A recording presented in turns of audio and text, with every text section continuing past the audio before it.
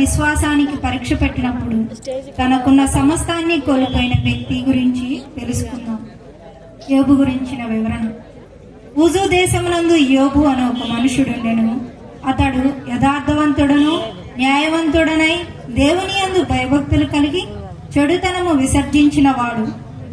అతనికి 7 కుమారులను 3 కుమార్తెలను కలిగిరి. అతనికి 7,000 గొర్రెలను 3,000 ఒంటెలను 500 జతల ఎడ్లను 500 ఆడుగాడిదలను కలిగి బహుమంది పనివారును అతనికి ఆస్తిగా ఉండెను.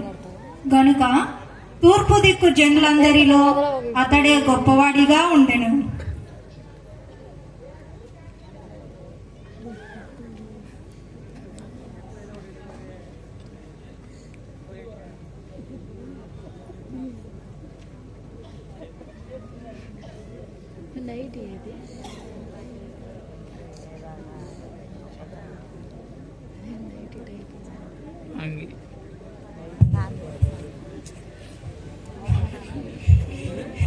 యజమానుడు గాడిదలు వేస్తూ ఉండగా శవాయిలు వచ్చి వాటిని వాళ్ళు తీసుకెళ్ళిపోయారు.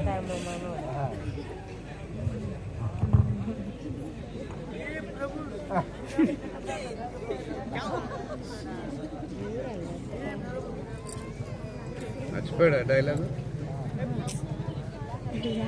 అది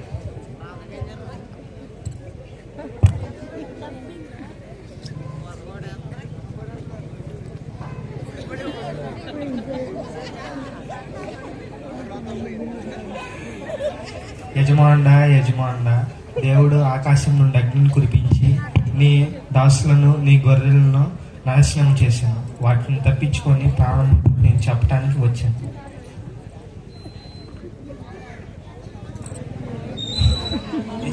యజమానుడా, కల్దీయులు గుంపుగా వచ్చి ఒంటెను తీసుకొని వెళ్ళారు. అడ్డొచ్చిన పని వారిని చంపేశారు. మీకు ఈ విషయం తెలియజేయడానికి నేను ఒక్కనే ప్రాణాలతో మిగిలాను.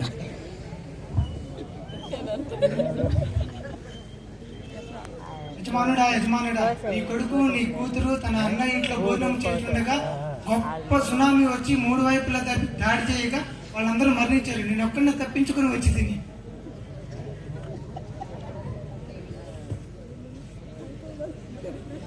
అయ్యో,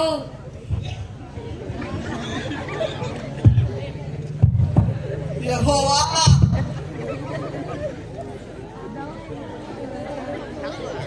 నేనేమి తప్పు చేశాను?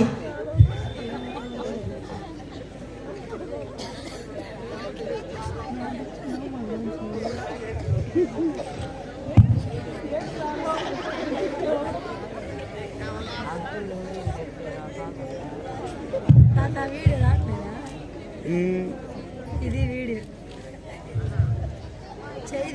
యెహోవా ఇచ్చెను, యెహోవా తీసుకొను. వెళ్ళిపోయాడుగా.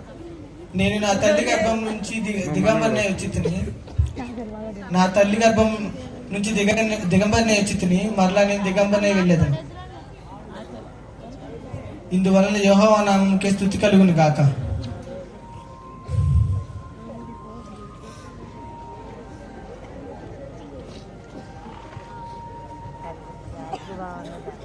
It's off.